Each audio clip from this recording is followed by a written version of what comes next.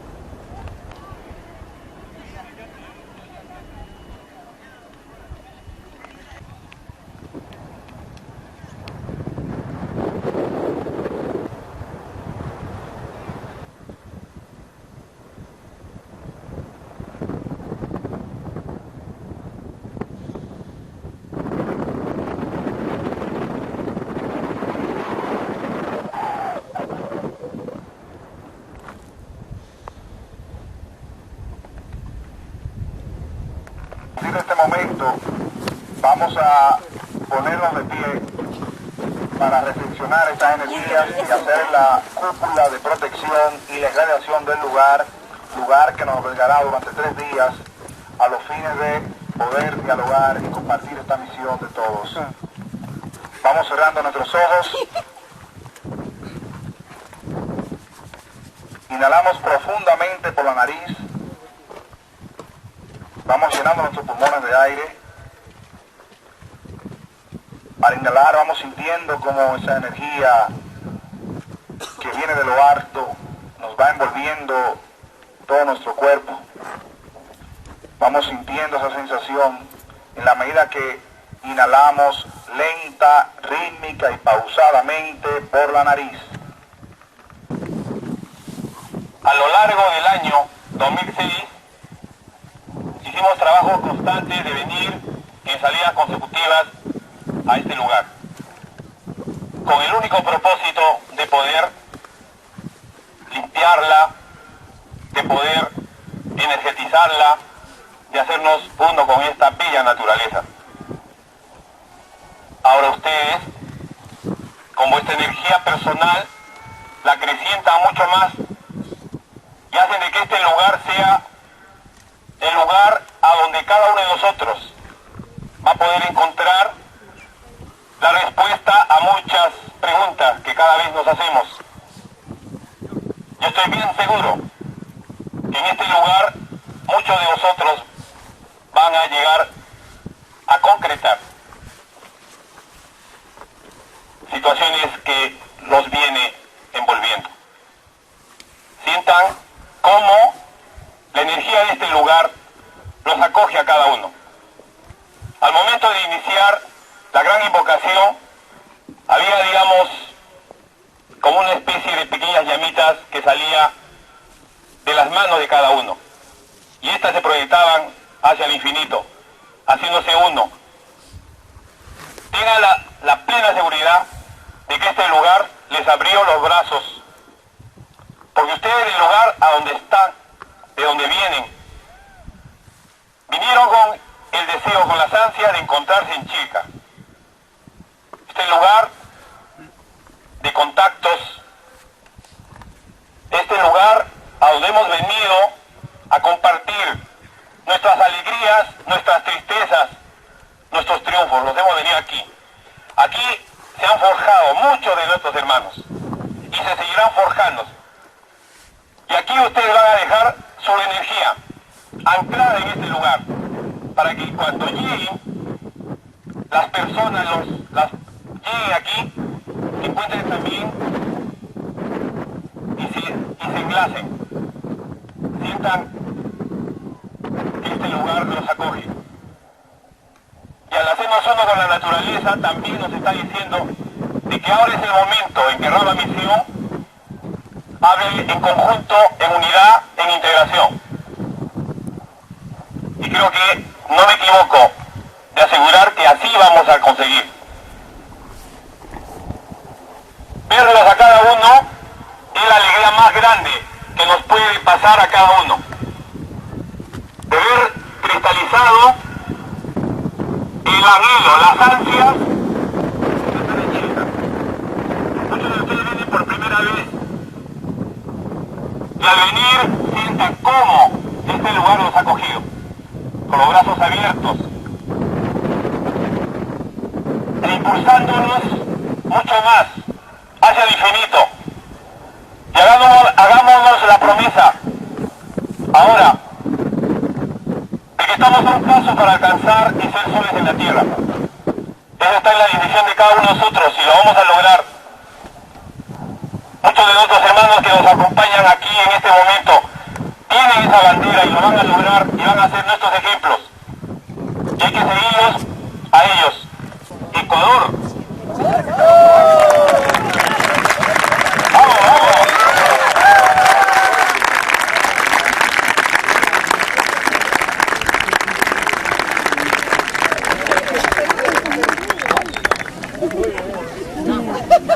Invitamos a los hermanos de Bolivia.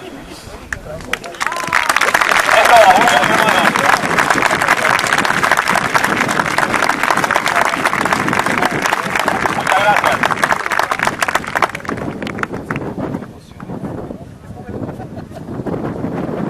Los hermanos del Uruguay, por favor. Eso. Ahí lo tenemos nuestros hermanos del Uruguay. Gracias.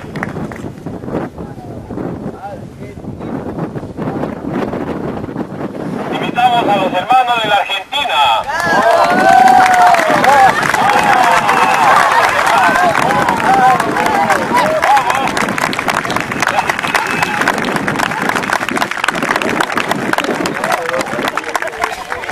Muy bien, Viviana, Nicolás.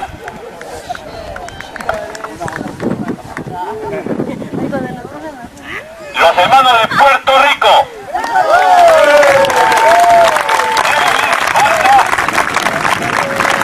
Muy bien, hermanos.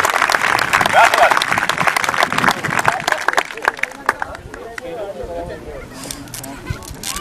El hermano Jacinto de Venezuela, por favor.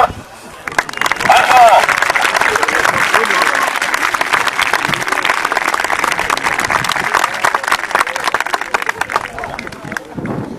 Los hermanos de República Dominicana. ¡Eso!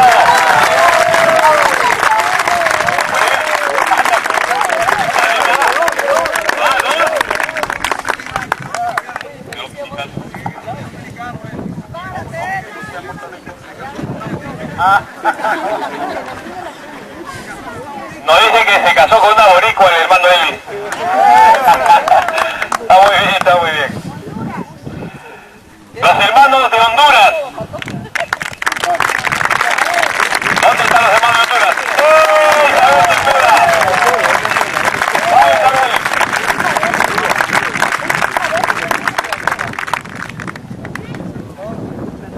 Los hermanos de Holanda, Patrick y Antonio. Ahí está.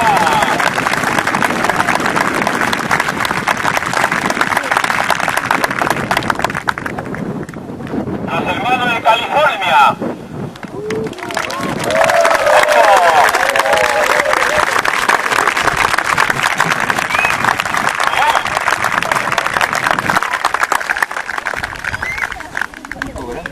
Los hermanos de México.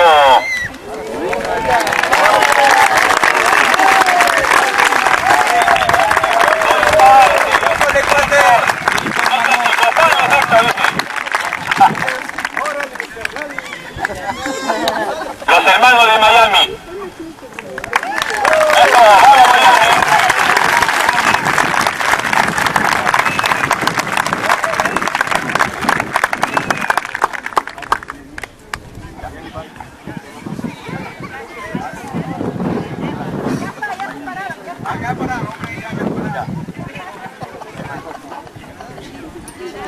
Los hermanos de New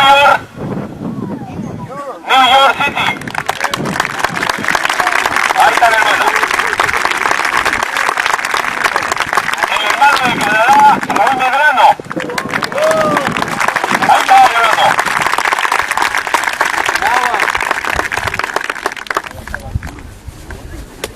Nicaragua. Nicaragua. El hermano de Nicaragua.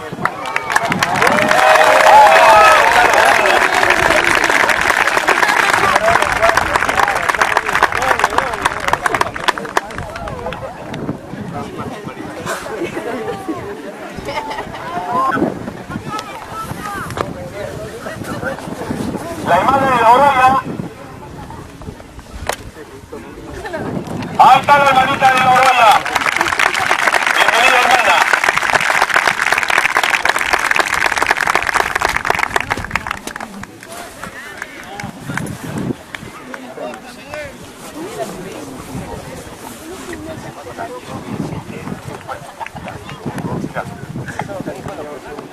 De Tacna.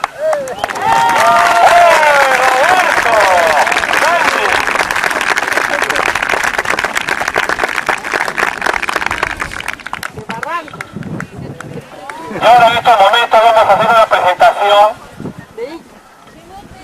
realmente muy interesante. Ah, perdón, discúlpenme. Hermano de Chimbote, por favor, disculpen. Chimbote. ¡Habla de Chimbote! Disculpen, hermana.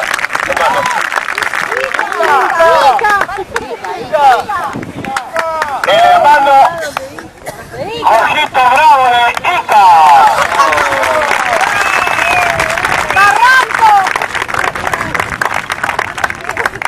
¡Barranco!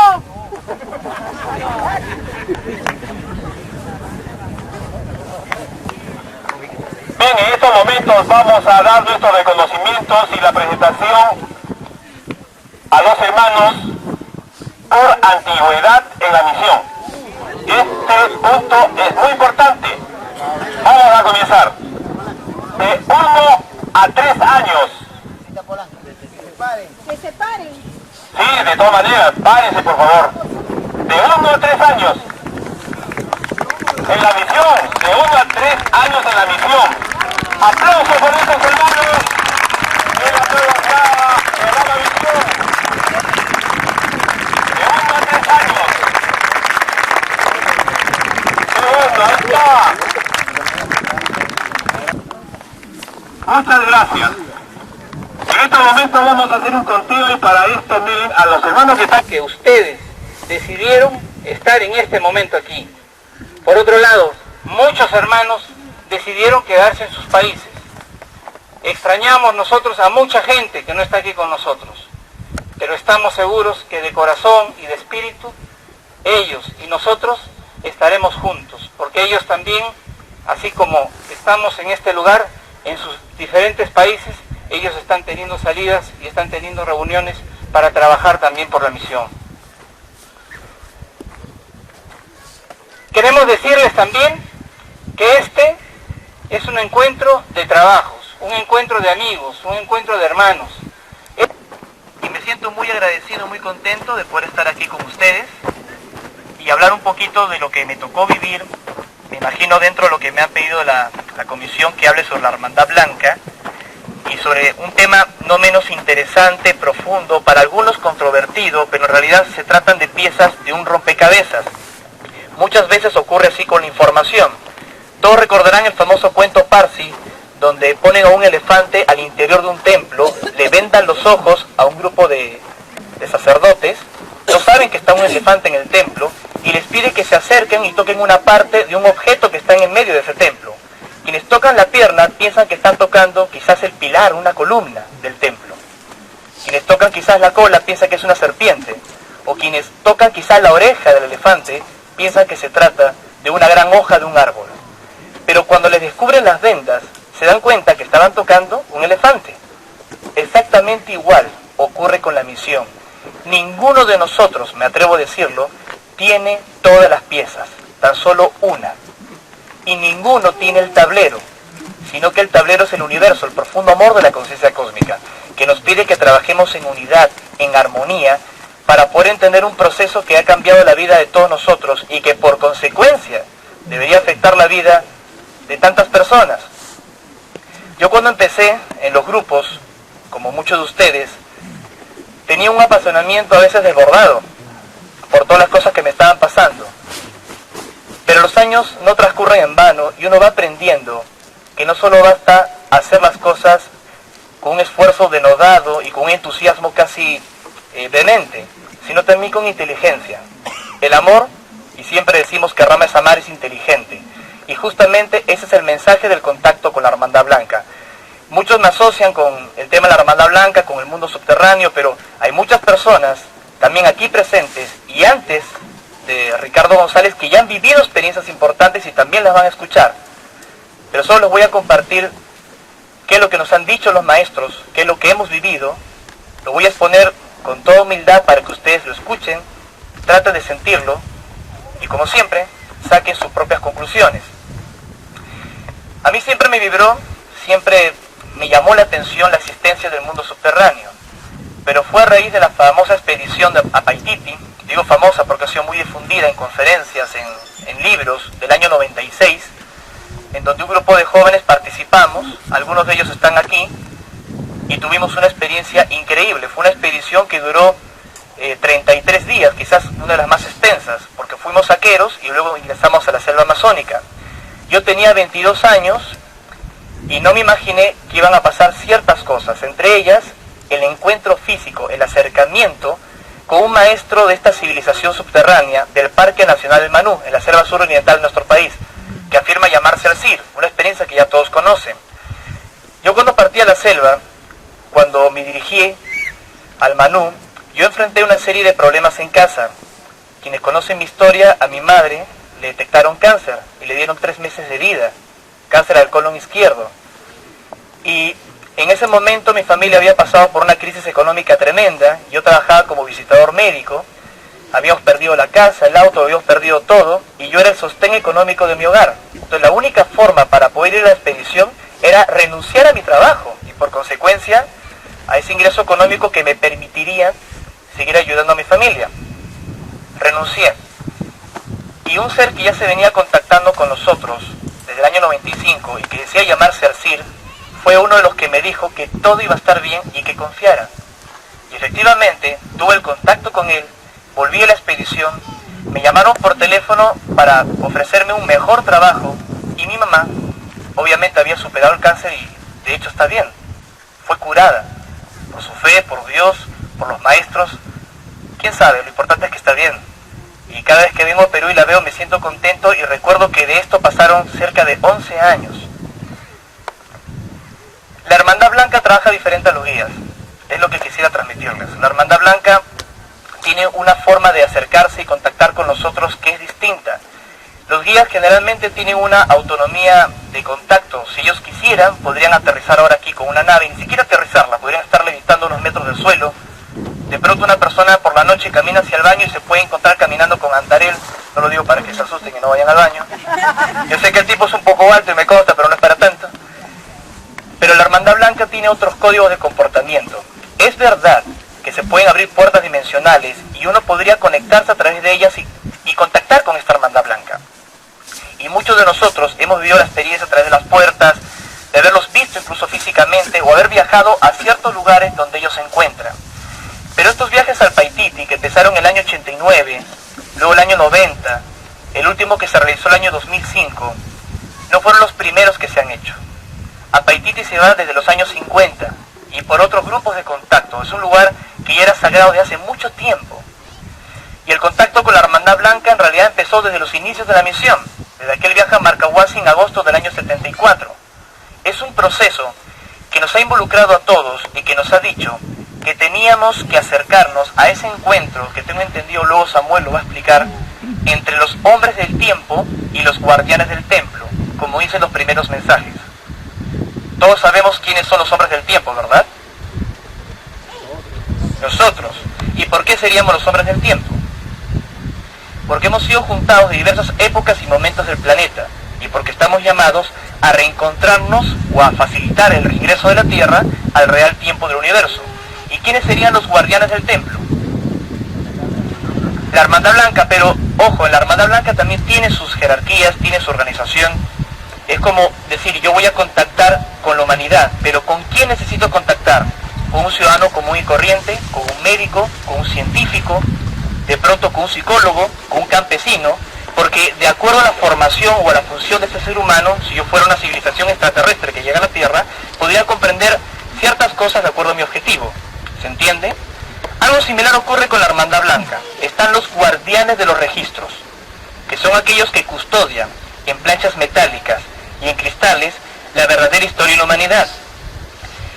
Y aquí viene un poco el tema exacto de la exposición que me han pedido. Los discos solares, cómo se recibió esta información, de qué se trata, qué tiene que ver con la Hermandad Blanca y qué tan importante podría ser esta información para Rama, para todos nosotros. También me han preguntado muchas veces cuál es el sentido de que la Hermandad Blanca, siendo tan evolucionados aquellos maestros, muchos de ellos descendientes de culturas que otrora se encontraban en la Tierra y que fueron prácticamente desaparecidas, eliminadas, borradas por cataclismos. ¿Quién no escuchó hablar de Lemuria, de Mu, que se confunde con Lemuria, o de la Atlántida? ¿Por qué estos seres tan evolucionados tendrían que tener planchas metálicas con símbolos o cristales, si permanentemente podrían conectarse con el registro magnético en la Tierra, que es el registro akáshico? Cada cierto tiempo, ellos lo sabían y nos lo explicaron en contactos, la Tierra recibe un bombardeo de energía que podría mutar y afectar el campo magnético de nuestro mundo. Y por consecuencia, también podría afectar de alguna u otra manera el campo magnético del ser humano. Entonces, es como tener una computadora. Si tenemos el riesgo que se pierda la información, tenemos que poseer un backup. Igual ocurre con la Hermandad Blanca. Hay un backup de una gran cantidad de información de naturaleza, no solo terrestre, sino cósmica, que están en estos objetos. Pero la Hermandad Blanca no solo custodia este tipo de objetos. Hay otras cosas que son extraordinarias. Cuando se hablaba de las planchas metálicas y luego pasamos al concepto de los cristales, que Rafael Calderón, tengo entendido, también lo va a explicar, fue como una gran revelación que a estas alturas, en nuestra tecnología, no debería sorprendernos. Nos pasa con los televisores. Cada vez son más pequeñitos. Ahora todos queremos tener un televisor de plasma. Pues bien, igual ocurre con las computadoras. Nos vamos a acercar en algún momento a la tecnología cristal, que es lo que estos seres ya utilizan y ya emplean. Pero tienen otras cosas que no son menos inquietantes. Desde que empezó la misión Rama, según he estudiado las comunicaciones, lo que me tocó vivir a mí en estos casi 14 años que tengo los grupos, que es un tiempo muy cortito, cuando lo veo Nimer, por ejemplo, pienso que los guías desde un primer momento nos fueron orientando a ese contacto con la Hermandad Blanca. Siempre nos pidieron hacer viajes a los llamados retiros interiores, y muchas personas fueron pioneras en vivir grandes experiencias, en el Perú, en este caso al sur, o en Bolivia. En otros países también, cuando hemos estado viajando, por ejemplo, a Monte Shasta, las recientes expediciones a Brasil, en Uruguay siempre se trabajó muy fuerte con este tema, pero de pronto mezclábamos las cosas y no comprendíamos el objetivo específico de acercarnos a la Hermandad Blanca, que no quiere decir que el contacto con los hermanos mayores o los guías extraterrestres va a terminar, eso no es así. Pero de un primer momento, los hermanos mayores nos decían, no miren exactamente a las estrellas, hay algo en su planeta, en la Tierra, que es importante, y los verdaderos guardianes de aquel gran compendio de información que conocemos alegóricamente como el libro de los de las vestiduras blancas, no lo custodia Oxal, no lo custodia Antarel, lo custodian los maestros de la Hermandad Blanca.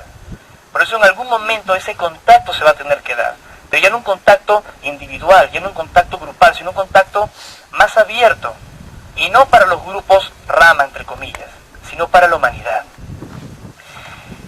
Para acercarnos a estos contactos y vivir estas experiencias, tenemos que comprender lo que les decía hace un momento. La Hermandad Blanca piensa diferente. Es como si fueran una suerte de maestros zen cósmicos. Uno les puede decir a un maestro como Sorián, Soromés, Alcir, de pronto, ¿qué cosa es la misión Rama? Y el maestro te mira a los ojos y te dice, entra. No entiendo, maestro, ahora puedes salir. Es decir, hay cosas que enseña la Hermandad Blanca que solo se pueden comprender viviéndolas. Y muchas veces a través de intensas pruebas. Ellos nos han dicho desde un principio que cada viaje que realizamos a estos lugares como Paititi, o la Cueva de los Tallos, o Shasta, deberían ser peregrinaciones espirituales, que siempre fue la labor más importante del contacto en la misión. ¿Cuántas veces, y me incluyo, no dijimos, este es el último viaje al Paititi, Y a los meses había nuevas comunicaciones y los guías decían, muchachos, sorry, pero este no es el último viaje al Paititi, tienen que seguir, tienen que volver, tienen que continuar, porque esto es un proceso, y son como los peregrinos que se dan la posta. Pero ¿hasta cuándo vamos a seguir viajando? ¿Hasta cuándo vamos a seguir haciendo estas expediciones? ¿Hasta cuándo vamos a seguir buscando ese contacto con aquellos maestros? Quizá cuando terminemos de encontrarnos a nosotros mismos, quizá cuando empecemos ese viaje que es con nosotros mismos.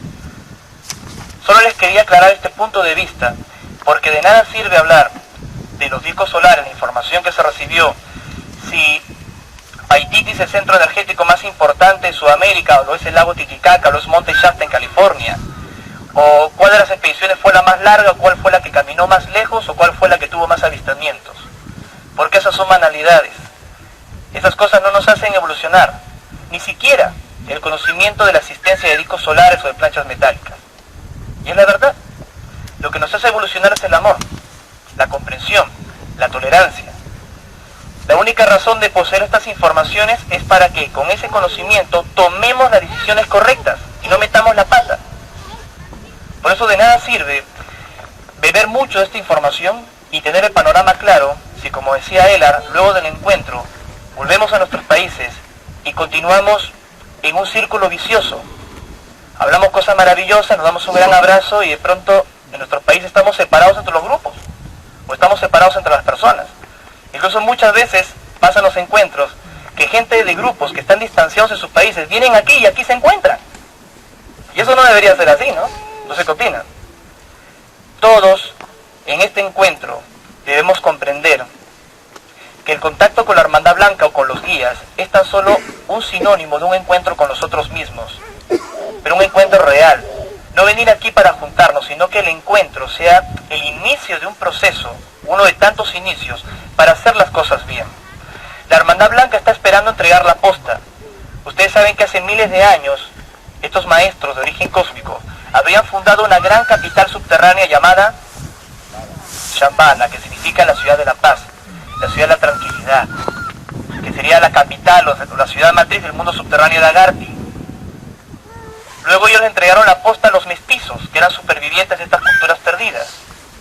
Y luego, poco a poco, le han ido entregando la posta a seres humanos, lo que hoy por hoy algunos denominan los retiros exteriores o las abadías. ¿Y nosotros cuándo vamos a terminar de tomar esa posta? Solo quería comentar esto como una reflexión, ya que me interesaría un poco más las preguntas. ¿Qué pasa con los discos solares? Entrando de lleno al tema. Cuando fui a Paititi el año 96, yo ya sabía que se había hablado de la existencia de discos. Pero no me esperé vivir esa experiencia con Alcir, en donde él me mostró y prácticamente me hizo percibir, como si estuviese frente a él, ese gran disco solar que se encuentra en la antigua ciudad de Coañachuay, una ciudad perdida, pero que más que Inca, me atrevería a decirles que es una ciudad más antigua, de los Ñaus Pamachu y los Paco Pacuris, una ciudad subterránea. Y no solo lo digo yo, eso lo dicen los Machiguingas y cada expedición de arqueólogos o antropólogos que han tratado de comprender la existencia de esta leyenda que hasta el día de hoy no ha podido ser desvelada totalmente. Pero también, por otro lado, algunos grupos habían percibido y sentido fuertemente y en experiencias concretas que había un disco solar en el lago Titicaca.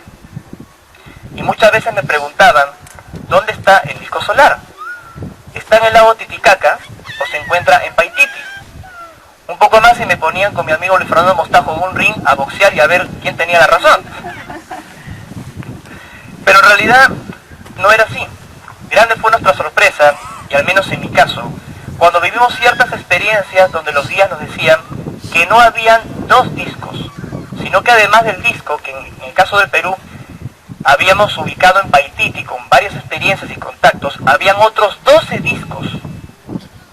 Del año 96 estábamos trabajando la información del disco solar, pero el año 2001, esto no fue el año pasado, el año 2001, en un contacto físico que pudimos vivir aquí en este mismo desierto, detrás de este cerro que dice 33, en mi caso donde tuve la oportunidad de acompañar a los guías fuera de la tierra, al menos la única vez en que tengo conciencia de ello, que los acompañé a esta base orbital que dice llamarse Celea, y en donde ellos me hicieron una serie de anuncios que luego se han ido cumpliendo, entre ellos, como recordarán, el lamentable conflicto bélico entre Estados Unidos y Oriente Medio, a raíz de las Torres Gemelas.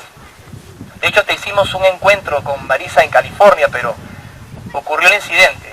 Y eso que lo anunciamos o hablamos de esta tensión que podría ocurrir en una conocida radio de Nueva York. Pues en este mismo contacto, ellos me dijeron que existían estos 12 discos y que les llamaban la red del tiempo. Esto fue el año 2001 y antes de eso no se hablaba de los discos solares. Hay un informe de esta experiencia que me imagino lo habrán leído, que se llama el informe CELEA. Igual también está colocado en internet, lo pueden descargar, lo pueden leer. A raíz de esta experiencia, se imaginarán, varios grupos empezamos a viajar, a tratar de conectar con la existencia de estos discos y comprender cuál era su función. Estos viajes desembocaron en un encuentro también en Monte Shasta en agosto de 2003, y en esa fecha, en agosto de 2003, ya se sabía dónde estaba cada uno de estos discos, de acuerdo a la información que se recibió desde Monte Shasta a la Antártida. Voy cronológicamente y luego les voy a dar mi punto de vista cómo todo engarza y cómo todo se podría armar. Y empezamos a trabajar en cuál es el sentido que existan varios discos.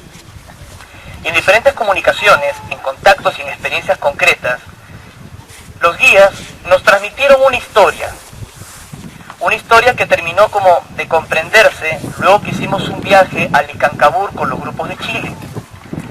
Esta historia, en líneas muy generales, muy sucintas, dice lo siguiente: que hace miles de años atrás, en lo que nosotros denominamos Lemuria, los antiguos hombres de esta civilización habrían construido un gran disco. Habrían comprendido que la Tierra vive en un tiempo alternativo, como todos sabemos, desfasada de una realidad que impera en el universo, o el real tiempo del cosmos. Este disco lo estaban construyendo como un gran espejo para mirar en la dirección correcta. De acuerdo a estas informaciones, dicen los guías que el grupo de seres extraterrestres que observaban la Tierra, a quienes hoy por hoy les llamamos de mutuo acuerdo entre todos los interventores extraterrestres, entraban y salían de nuestro tiempo. Cuando ellos volvieron a la Tierra y vieron que estos hombres antiguos de Lemuria habían construido este gran disco, como que se perdieron ese episodio y habrían decidido fragmentarlo en 12 pedazos. Consideraron que era muy prematuro y que no era el momento. Esta es la información que recibimos en estos años. Posteriormente a este episodio, los seres extraterrestres que observaban nuestro planeta y de acuerdo a estas informaciones, habrían tomado conciencia o habrían comprendido que el proyecto lemuriano no estaba tan equivocado y que estas herramientas definitivamente podrían ayudar a la Tierra a sostenerla energéticamente, como si fuese una especie de estabilizador de voltaje en su tránsito de regreso al real tiempo del universo. Pero ellos ya habían separado estos 12 pedazos, estos 12 pequeños discos, o como les quieran llamar, del disco gigantesco original que había sido construido en Lemuria. Entonces, luego de la destrucción de la Atlántida, hace miles de años atrás, cuando llega esta fuerza de paz, estos 32 maestros extraterrestres, a fundar la llamada Hermandad Blanca en la Tierra, ellos construyeron un nuevo disco. Esta información ya la teníamos del año 96 y de hecho fue publicada y fue muy difundida. Este nuevo disco tendría la misión de enlazar las otras partes, para que de esta forma se pueda restituir lo que se habría quebrado en el pasado. Cada disco tiene una historia, y aparentemente estuvo en manos de civilizaciones antiguas y algunos llegaron a varias partes del mundo, particularmente el caso de América del Sur. Pero ese es otro tema y cada grupo tendrá que investigarlo, corroborarlo. La información decía, por último, que cuando esta sincronicidad de energía que involucra el Hunapku o el Sol central de la galaxia, o como le queramos llamar, conectaría nuestra estrella, activaría el disco solar y por consecuencia afectaría a los otros 12. Esta es la información que recibimos. Antes de pasar a sus preguntas, mucha gente me preguntó, y dentro de las últimas informaciones que se recibieron desde el año 2005-2006, que hablan que hay otros discos en otras partes del mundo, o sea, ¿a qué arco pateo? Me decían. O sea, ¿qué cosa está mal? ¿Es que la información que se recibió al principio está mal recibida, o es que lo nuevo que se recibió está mal recibido? Mi humilde punto de vista es que nada fue mal recibido, sino que todo encaja. Se han hecho recepciones de comunicación simultáneas en un encuentro en Argentina, también hay algunas comunicaciones que se han recibido aquí en el Perú, también en México y en varios países, que explican que hay redes de discos en el mundo y que efectivamente sí hay discos solares en otras partes del mundo y estas comunicaciones explican sus funciones. Esto se lo quería comentar porque estamos ante una revelación inquietante, increíble, y al unir todas las piezas de este rompecabezas nos vamos a dar cuenta de lo que pasó cuando empezaba la misión, que el único guía era Oxal. De pronto aparecieron los guías de Venus con los grupos de Trujillo, que están aquí, no me van a dejar mentir. Luego aparecieron los guías de Apu también. Y terminamos con una lista de 49 guías. Y todos sabemos que no son los únicos, que también hay otros seres que nos están contactando. ¿Cuál habrá sido la sorpresa cuando nos enteramos de la existencia de un maestro como Alcir? Hay mucha información. Solo les quería transmitir más o menos este esquema para motivar a sus preguntas, que creo que va a ser mucho más interesante. Espero haber sido claro. Ninguno ingresó físicamente bajo sus propios medios a la ciudad subterránea de Paititi. Hubo experiencias muy cercanas a través de Puerta Sendra, de viajes astrales, y varias expediciones no solo han llevado a Pucharo, sino que han cruzado el Mecanto. Yo tuve la oportunidad de ir 3 veces allí, las 3 veces crucé el Mecanto, y sin duda se siente la energía cuando uno lo cruza. El término de que uno ingresa a Paititi y no vuelve, quizás sea simbólico, quizás sea cierto pero simbólico, no vuelves como fuiste. Y sobre el caso de los discos solares, en una experiencia personal, de la cual me hago absolutamente responsable, recibí los nombres o los mantras de trabajo con estos discos.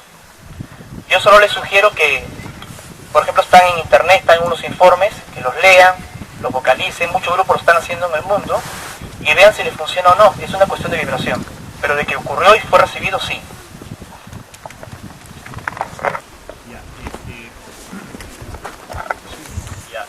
No, estaba pensando. Richard, antes tú comentaste de que la gente se confunde entre Lemuria y lo que es Mu. Y lo otro que quería que nos expliques la diferencia en esa parte del continente. Y también se recibió un mensaje de que el maestro Aramu Muru había traído de Mu el disco de la energía Maxim. No sé si nos podrías hablar algo. Desde luego. Sobre el caso de Lemuria y Mu, ante todo les aclaro que yo puedo...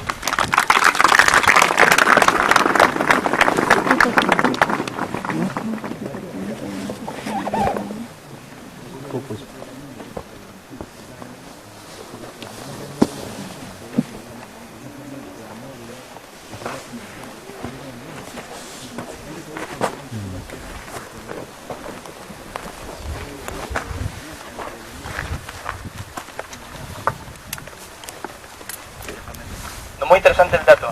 Sí, por favor. Julio Salas tenía una pregunta. Estaba explicando el primer disco original en la Lemuria. No me quedó muy claro el propósito primario que ellos tuvieron para poder hacer el disco. ¿Para qué? Bueno, traté de ser sucinto. En Lemuria, dentro de la información que hemos recibido, nuestros antepasados, la raza original del planeta, no solo habrían encontrado, muchos lo han buscado. De hecho, me recuerda que hay una expedición que se llamaba Cacor 2000, que justamente corroboró la existencia de estructuras al interior del lago Titicaca y que también confirma las experiencias de los muchachos de allá de Bolivia. Pero Acacor supuestamente no es la única ciudad, sino que también existirían otras dos más, que es Acanis y Acajín. Algunos los asocian con Manaus, donde justamente cayó la... Exactamente. Está cerca de Acre. Algunos dicen que puede estar cerca de Acre, otros lo relacionan con el Mato Grosso. Lo que pasa, hermana, es que hay tantas ciudades perdidas, tantos mundos subterráneos. Paititi, la cual los tallos, Acacor, no son los únicos. Hay muchos que ni siquiera sabemos que existen. Elvis tenía una pregunta. Sí, está muy bien todo lo que has resumido acerca de los discos solares. Básicamente, para estar un poco más claro, si es que conoce la respuesta, ¿qué relación tienen los discos solares entonces con nosotros en Misión Rama? ¿O cuál es nuestro trabajo en relación a los discos solares? ¿O solamente los hermanos nos han dado esta información solamente para que conozcamos un poco el proceso histórico de la humanidad o de la intervención cósmica en nuestro planeta? Te agradezco mucho la pregunta, Elvis, es muy importante. Como ya les aclaré en un momento, la información no es importante en sí misma, la información no nos va a hacer evolucionar. Lo que nos hace evolucionar es el amor, el trabajo. En el caso de los discos solares, este conocimiento, esta información fue entregado para hacer algo con eso. Y se trata de la activación de estos discos. Hay nuevos datos, deben tomar en cuenta que la revelación de los discos solares, si bien es cierto, arrancó el año 2001, cuando tuvimos el contacto aquí en Chilca, y los siguientes viajes que se hicieron, no deja de ser una información relativamente nueva y que todavía estamos, de alguna manera, cimentando. Desde el año 89 se habla de real tiempo del universo y recién en el año 97 se dio la primera experiencia. O sea, hay que ser pacientes y no sacar conjeturas desde antes. Pero lo poco que sabemos son varias cosas. Primero, que ciertas zonas donde se encuentran los discos o el perímetro de acción de los discos deberían ser visitadas por los grupos, en invitaciones concretas de los guías y en trabajos organizados, para trabajar allí, generalmente con mantras o con la propia presencia de la gente, para ayudarlos en su activación. Dos, de que los discos, esto va a sonar bastante extraño, pero es así, se pueden activar más de una vez. O sea, como pasa con una persona, son como si fueran seres vivientes. ¿Cuántas veces nosotros nos hemos activado? Yo he escuchado a mucha gente que me ha dicho hoy, en este encuentro me siento que me estoy activando. Y uno va al encuentro y se vuelve a activar, y uno vive una experiencia y se vuelve a activar. Igual ocurre con los discos, se pueden activar más de una vez. Entonces cuando a mí me dicen, hay gente que siente que ese disco no fue activado y fue a activarlo otra vez, enhorabuena, que vayan 20 veces. Pero mientras no hagan ninguna barbaridad, porque las cosas se tienen que confirmar. Sobre todo cuando se tiene que ir a ciertas zonas donde estarían estos discos y son un poco, pues, complicadas o alejadas. Tercero, que los discos, al ser como seres vivientes y por la propia coyuntura energética de sostener el planeta para ese acceso real tiempo al universo, registran un fenómeno de dislocación o de don de ubicuidad, que de pronto un disco puede estar aquí en Chilca y de pronto un grupo, pero ¿sabes qué? Yo lo percibí 500 metros más allá, o yo lo percibí 300 kilómetros más allá, o de pronto no se encuentra aquí en Chilca, en realidad según las comunicaciones o lo que percibimos se encuentra en ese cerro. Y esto podría desorientar a la gente para ver, bueno, al final, ¿dónde trabajamos? Es el área. En este caso, Chilca, por poner un ejemplo. Y este tema ha confundido a muchos. Tienen esa capacidad y lo hemos podido constatar en experiencias concretas. Y cuarto, por último, dentro de los datos que hemos recibido, es que la mejor forma de activar los discos es a través de sonido. Independientemente de los mantras, de los nombres que me tocó recibir a mí en una experiencia personal, y que ha sido vivido y experimentado por otra gente en varias partes del mundo, si ustedes sienten hacerlo con Rama, o con Amar, o con sus nombres cósmicos, está todo bien, háganlo con lo que sientan, porque más importa la acción en mente. Pero sí funciona, sí se activa. Cada vez que nosotros hemos hecho una activación de un disco, algo extraordinario ha pasado. No solo uno sentía que se había activado, sino que algo inusual ocurría. Hemos tenido desde truenos a temblores, como el caso de Monte Shasta, hasta avistamientos, o que de pronto nevaba en un lugar donde no tendría que nevar, pasaban cosas increíbles. Por eso les digo que el tema de trabajar con los discos es una gran responsabilidad. En el caso de la red del tiempo, o de los discos solares, que se encontrarían desde Monte Shasta en la Antártida, prácticamente todos, salvo uno, que es el que se encontraría en Venezuela, pero los demás han sido o visitados, o conectados, o reactivados, o experimentados de alguna u otra forma por varios grupos y en experiencias concretas. Y es bueno acercarse a ellos para activarlos, para que así cuando llegue el momento del 2012, de acuerdo a esta información, se pueda terminar de encender. Para terminar, la respuesta a mi amigo Elvis, en el caso del disco solar de Paititi, Joaquín me dijo en el contacto físico, cuando estuvimos con los guías en la nave y me llevaron a Celea, que había un evento energético relacionado concretamente con el disco solar de Paititi. El disco de Paititi se puede activar varias veces, pero en realidad depende en gran medida de esta energía que ese año 2012, de acuerdo a las profecías mayas, va a inundar de manera especial ese disco. Y de allí se va a empezar a disparar como una red a los demás. Esto lo dijo Joaquín en ese contacto, el año 2001, es una información que no se recibió ayer, y honestamente creo que es así. Entonces, no nos aceleremos, no nos apuremos, esperemos que las cosas se den correctamente, y hagamos también todo con bastante armonía, ¿no? Creo que eso es todo.